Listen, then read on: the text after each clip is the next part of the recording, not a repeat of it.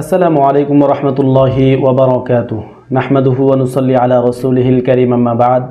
সুপ্রিয় দর্শক ও শ্রোতা মণ্ডলী, আজকে আমরা আলোচনা করব রমজানের বিশেষ 7টি আমল সম্পর্কে, যে আমলগুলো কখনোই ছাড়া যাবে না।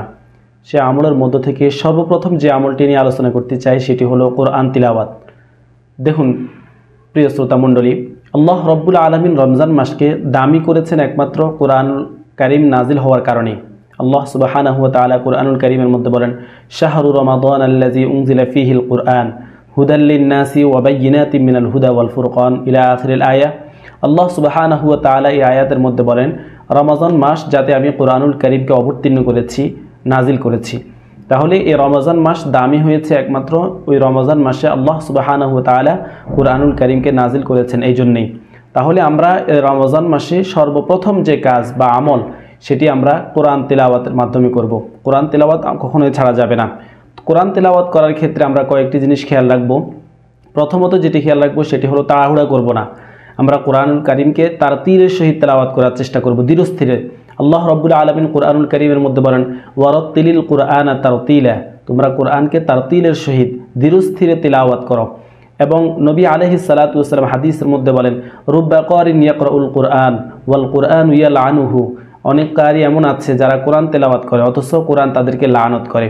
তারা কারা? তারা হলো যারা কোরআনুল কারীমকে মাখরাজ অনুযায়ী সহিশুদ্ধভাবে এবং তার তিলের সহিত তেলাওয়াত করে না, বরং কোরআনকে গানের সুরে অথবা বিভিন্ন সুরে অথবা কোনো রকম হেলাই ফেলায় তাড়াহুড়া করে শেষ করে। এমন ধরনের কোনো কিছু কাজ করা যাবে না। আমাদের দেশে অনেকে আমরা দেখতে পাই যে কে কত খতম দিচ্ছে এটার প্রতিযোগিতা চলে। না, এটার প্রতিযোগিতা হওয়া উচিত নয়, বরং আপনি কত ধীরস্থিরে, কত সুন্দরে, কত মায়াবী কণ্ঠে, কতটা দরদ নিয়ে আপনি কোরআন কারীম তিলাওয়াত করেছেন এটি হচ্ছে জানার বিষয়। আল্লাহ তাআলা যে আপনার উপর যে কথাগুলো বলেছেন এগুলো অনুধাবন করা, এগুলো বোঝা। তাহলে 1 নম্বর কোরআনকে তারতিলের সহিত তেলাওয়াত করব। 2 নম্বর, কোরআন যারা আমরা তারতিলের সহিত তেলাওয়াত করতে পারি আমরা তারা আস্তে আস্তে কোরআনের অর্থ বোঝার চেষ্টা করব। কিছুটা একদিন এক আয়াত করে হোক, 1 পৃষ্ঠা করে হোক, যার যতটুকু সম্ভব ততটুকু আমরা আস্তে আস্তে কোরআনের অর্থ জানার চেষ্টা করব। 3 নম্বর যে কাজটি সেটি হলো আমরা ব্যাখ্যা জানার চেষ্টা করব, প্রেক্ষাপট জানার চেষ্টা করব, কখন কি কারণে এগুলো নাজিল করা হয়েছে এবং এর ব্যাখ্যাটা কি এটা জানার চেষ্টা করব। এগুলো হচ্ছে কোরআনের হক। যাই হোক, অনেক বিস্তারিত কথা আছে। তাহলে রমজানের সর্বপ্রথম আমল যেটি সেটি হলো কোরআনুল কারীম তিলাওয়াত করা। 2 নম্বর রমজানের যে আমল সেটি হলো তারাবিহের নামাজ পড়া। নবী আলাইহিস সালাতু ওয়াস সালাম হাদিসের মধ্যে বলেন, মান কামা রমাযানা ঈমানান ওয়া ইহতিসাবান গুফিরা লাহু মা তাকদ্দামা মিন যামবি, যে ব্যক্তি রমজান মাসে ঈমান এবং ইহতিসাবের সহিত অর্থাৎ ঈমান এবং সওয়াবের আশায় যে ব্যক্তি রমজান মাসে কিয়ামুল লাইল করে, আল্লাহ রব্বুল আলামিন তার অতীত জীবনের যত গুনাহ আছে সব গুনাহগুলো মাফ করে দেন। সুবহানাল্লাহ। তাহলে আমরা এই তারাবিহের নামাজ পড়ব। তারাবিহের নামাজের ক্ষেত্রে আমাদের দেশে অনেক ধরনের কথাবার্তা শোনা যায়, অনেক ধরনের আলোচনা আছে যে তারাবিহের নামাজ প্রথমত একটা সমস্যা বা মাসালা নিয়ে, সেটা হলো কত রাকাত পড়ব। আমি আপনাদেরকে সাজেস্ট করব আমরা তারাবিহের নামাজ 20 রাকাতে পড়ব, যেহেতু হযরত ওমর রাদিয়াল্লাহু তাআলা আনহু এটার উপর সিদ্ধান্ত দিয়ে দিয়েছেন এবং সব সাহাবায়ে কেরাম, বড় বড় যে সাহাবায়ে কেরাম তখন উপস্থিত ছিলেন তা সবাই এটাকে মেনে নিয়েছেন এবং এটার বিরোধিতা কেউ করেননি। তাহলে বোঝা যায় তারাবিহের নামাজ 20 রাকাত এটা সাব্যস্ত হয়ে গেছে সাহাবায়ে কেরামের ইজমার মাধ্যমে। আমরা এখানে নতুন করে অন্য কোনো হাদিস আনার চেষ্টা করব না। যারা আমাদের দেশে তারাবিহের নামাজ 8 রাকাত বলে তারাও সরাসরি তারাবিহ 8 রাকাত এই ধরনের কোনো প্রমাণ বা দলিল তারা আজ পর্যন্ত দেখাতে পারেনি। তারা যে হাদিসটি দেখায় সহিহ বুখারীর হযরত আয়েশা রাদিয়াল্লাহু তাআলা আনহা থেকে বর্ণিত, সেটি নবী আলাইহিস সালাতু ওয়াস সালামের আমল রমজান এবং রমজানের বাহিরে যে 11 মাস অর্থাৎ পুরো বছরের আমল। তিনি ওই হাদিসের মধ্যে বলেছেন যে নবী আলাইহিস সালাতু ওয়াস সালাম রমজান এবং রমজানের বাহিরে সবসময় 11 রাকাত নামাজ পড়তেন। তো যদি ভিতরের যদি আপনি 3 রাকাত বাদ দেন তাহলে আর বাকি 8 রাকাত থাকে। তো 8 রাকাত যেটি আছে এটি আমরা যদি রমজান মাসে ধরিয়ে নিলাম, যদি এটি তারাবি হয়ে থাকে, তাহলে রমজানের বাহিরে যে 11 মাস সেটিতে কিসের তারাবি? রমজানের বাহিরে তো কোনো তারাবি নেই। তাহলে বুঝা গেল ওই নামাজটি তারাবিহ নয়, বরং এটি হচ্ছে তাহাজ্জুদের নামাজ। তারাবিহের নামাজ 20 রাকাত, এটি সাহাবায়ে কেরামের ইজমা দ্বারা সাব্যস্ত। আমরা 20 রাকাতে পড়ার চেষ্টা করব। তারাবিহের নামাজ পড়ার ক্ষেত্রে আমি হাফেজ সাহেবদেরকে বলবো, আমরা যারা তারাবিহের নামাজ পড়াবো আমরা তারাবিহের মধ্যে তারতিলের সহিত কোরআন তেলাওয়াত করার চেষ্টা করব, ধীরস্থির করার চেষ্টা করব। এখানেও তাড়াহুড়োর দরকার নেই। প্রয়োজনে আপনি খতমে কোরআনের প্রয়োজন নেই। খতমে কোরআন এটা নফল বা মুস্তাহাব, এটা একটা আমল, কিন্তু আপনি সেটা করতে গিয়ে নামাজের যে সৌন্দর্যতা আছে এটাকে নষ্ট করে ফেলতেছেন। অনেক সময় দেখা যায় এত তাড়াহুড়া করে, এত দ্রুততার সহিত পড়ে, তাসবিহ পড়া যায় না, তারপরে সানা পড়া যায় না, একটা আমল করতে আরেকটা আমলের মধ্যে সব গুলিয়ে ফেলা হয়, এই ধরনের কাজ করা উচিত নয়। প্রয়োজনে আপনারা সূরা তারাবি পড়েন, তারপর ধীরস্থিরের সহিত পড়েন। নামাজের কোয়ালিটি মেনটেন করা উচিত। নামাজের রাকাত সংখ্যা বৃদ্ধি থেকেও আমি মনে করি কোয়ালিটি বা নামাজকে সুন্দর করা, ধীরস্থিরের সহিত পড়া, এটা বেশি উত্তম।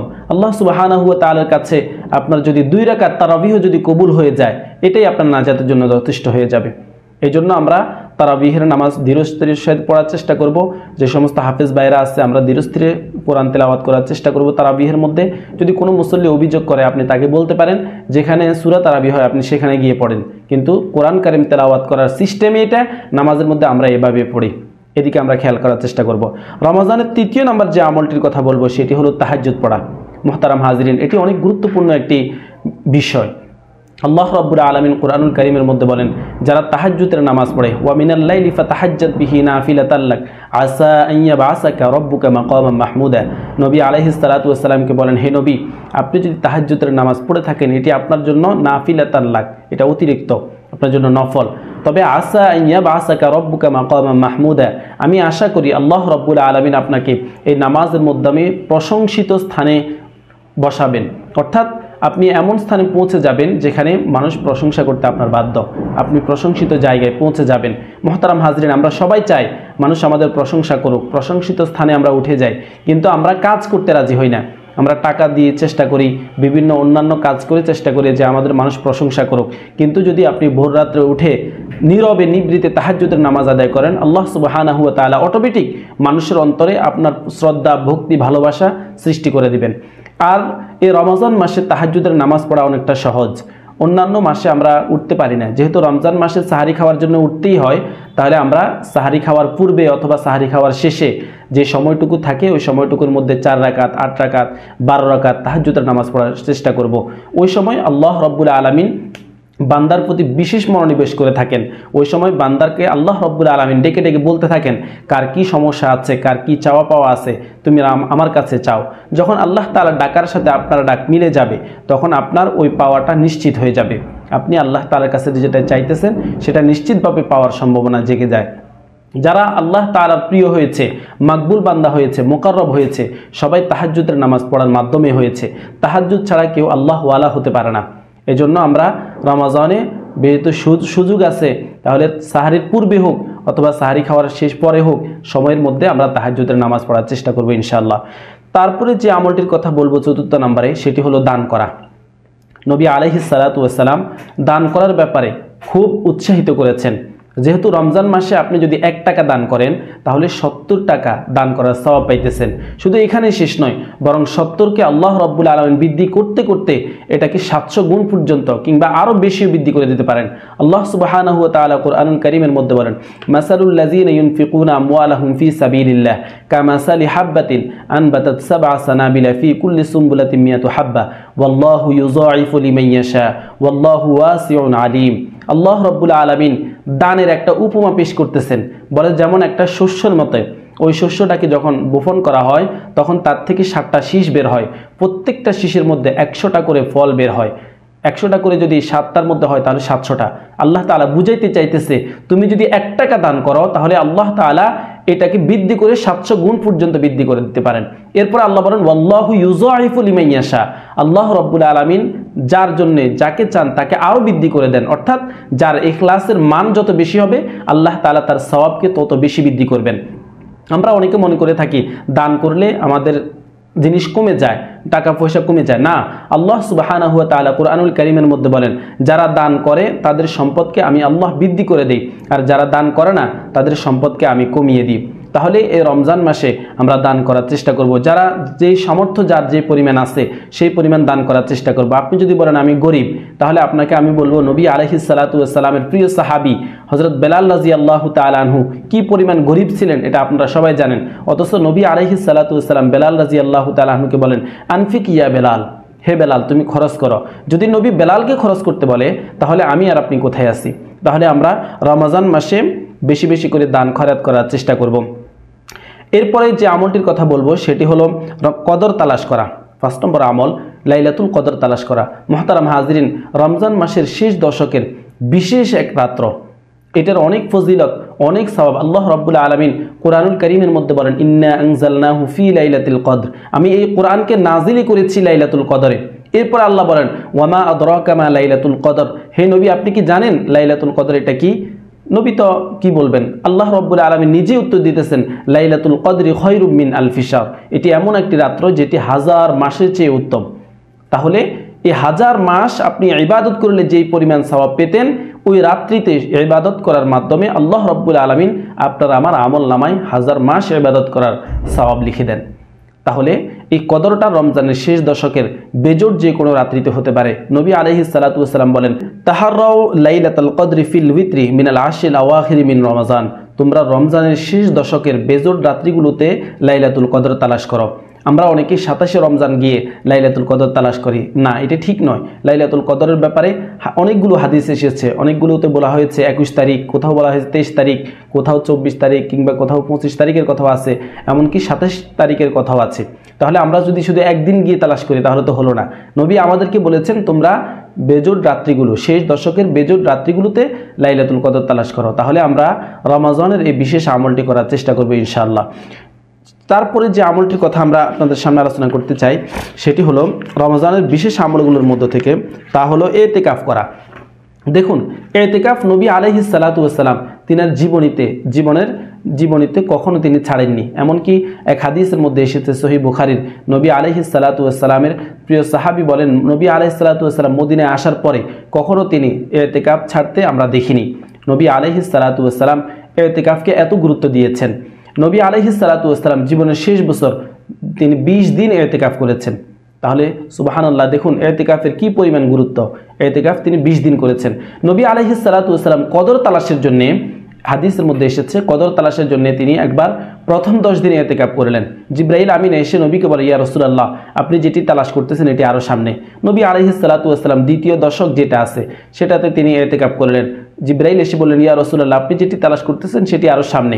নবী আলাইহিস সালাতু ওয়াস সালাম সাহাবীদেরকে ডাক দিয়ে বলে, হে সাহাবীরা, সবাই এসো, তোমরা ইতিকাফ করো। আমরা যেটা তালাশ করতেছি অর্থাৎ লাইলাতুল কদর, এটা রমজানের এই শেষ দশকের যে কোনো এক রাত্রির মধ্যেই হবে। তাহলে আমরা রমজানের শেষ দশকে যদি ইতিকাফ করি, তাহলে ইতিকাফের যে একটা সওয়াব সেটাও পাইতেছি, আবার এদিক দিয়ে লাইলাতুল কদর এটাও আমাদের থেকে আর মিস হচ্ছে না। লাইলাতুল কদরের মতো মহা গুরুত্বপূর্ণ এই ইবাদতের রজনী সেটি আমরা পেয়ে যাইতেছি। তাহলে আমরা ইতিকাফের চেষ্টা করব। 7 এবং সর্বশেষ যে আমলটির কথা বলবো সেটা হলো সাদাকাতুল ফিতর আমরা আদায় করার চেষ্টা করব। সাদাকাতুল ফিতর নবী আলাইহিস সালাতু ওয়াস সালাম বলেন, ফারাজ রাসূলুল্লাহ সাল্লাল্লাহু আলাইহি ওয়াসাল্লাম সাদাকাতুল ফিতরি, নবী আলাইহিস সালাতু ওয়াস সালাম সাদকাতুল ফিতরকে ফরজ করেছেন কিংবা ওয়াজিব করেছেন। কেন? দুইটা কারণে। একটা হলো যাতে করে আমরা যে রোজা রেখেছি, রোজার যে ভুল ত্রুটিগুলো আছে এগুলোর যাতে করে ক্ষতিপূরণ স্বরূপ, কাজা স্বরূপ। আর একটা হলো ওয়াতুমাতাল লিল মাসাকিন, মিসকিন এতিম মিসকিনদের খাদ্য স্বরূপ, যাতে করে তাদের কিছু খাদ্য হয় এই জন্য। তাহলে এই সাদকাতুল ফিতরটা আমাদের যাদের উপর ওয়াজিব, যাদের কাছে নেশাব পরিমাণ সম্পদ আছে, যাদের উপর ওয়াজিব, আমরা সাদকাতুল ফিতরটা আদায় করার চেষ্টা করব। এটাও রমজানের বিশেষ একটা আমল। যদিও নাকি সাদকাতুল ফিতর আদায়ের শেষ সময় ঈদের নামাজ পর্যন্ত, অর্থাৎ ঈদের নামাজ শেষ হয়ে গেলে সাদকাতুল ফিতর আদায় করার সময় শেষ হয়ে যায়। ঈদের নামাজের পূর্বে আমরা সাদকাতুল ফিতরগুলো আদায় করার চেষ্টা করব। আমাদের দেশে অনেক সাদকাতুল ফিতর সম্পর্কে অনেক কথা আছে। কেউ বলেন সাদকাতুল ফিতর টাকা দিয়ে দিলে আদায় হবে না, এটাকে খাদ্য দ্বারাই দিতে হবে। আমি বলবো না, সাদকাতুল ফিতর আপনি টাকা দিয়ে, খাদ্য দিয়ে, যেটা দিয়ে দেন কোনো সমস্যা নেই ইনশাআল্লাহ। যেটা ফকিরদের উপকার হয়, আনফারিল ফুকারা, ফকিরদের যেটা উপকার হয় আপনি ওইভাবে দিবেন। তার যে প্রয়োজনীয়তা আছে আপনি তার প্রয়োজনীয়তা পূরণ করে দিবেন, এতে কোনো সমস্যা নেই। কিংবা আপনি তাকে টাকা দিয়ে দিলেন, সে তার প্রয়োজনীয়তা নিজেই পূর্ণ করে নিল, এতেও কোনো সমস্যা নেই ইনশাআল্লাহ বিইজনিল্লাহ। তাহলে রমজানের সর্বমোট এই স্পেশাল 7টি আমলের কথা বলেছি, যেগুলো আমাদের ছাড়া মোটেই উচিত হবে না। যদি আমরা এই 7টি আমল করতে পারি তাহলে ইনশাআল্লাহ বিইজনিল্লাহ আমাদের রমজানটা অর্থবহ হবে বলে আশা করতে পারি, এবং আল্লাহ রাব্বুল আলামিন আমাদের রোজাগুলোকে কবুল করবেন বলে আশা করতে পারি। আল্লাহ সুবহানাহু ওয়া তাআলা আমাদেরকে রমজানের এই বিশেষ 7টি আমল করার তৌফিক দান করুক। ওয়াসসালামু আলাইকুম ওয়া রাহমাতুল্লাহি ওয়া বারাকাতুহু।